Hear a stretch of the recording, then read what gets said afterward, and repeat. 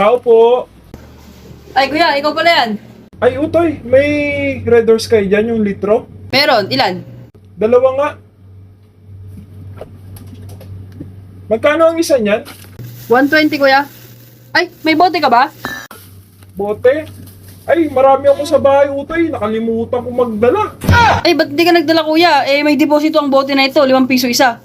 Naku, ibabalik ko na lang yung bote, Utoy. Magkapit-bahay lang naman tayo. Dideposita mo pa ako eh.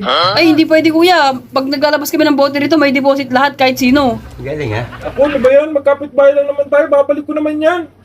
Eh, pagkagalitan ako ni ate, kuya, pag nalaman niya na nagbigay ako ng bote na walang bayad. Huwag mo na lang sabihin na na hindi ako nag-deposit. Ay, hindi pwede, kuya. Magsisinungaling pa ako kay ate. Bali, 250 to lahat, kuya. Ito na nga. O, sige, salamat. Sige, kuya. Ang dami-dami mo naman palang bote, hindi ka nagdala.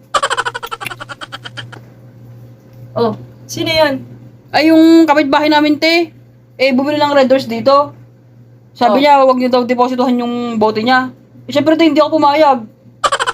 Good na yun. Oh, eh, ang dami daw niyang bote rin sa bahay nila. Ba't di siya nagdala? Nako, baka kaya daming bote niyan, hindi marunong magsoli yun. Hindi porket kapitbahay mo ipagbibigyan mo. Oo nga, te, buti nga.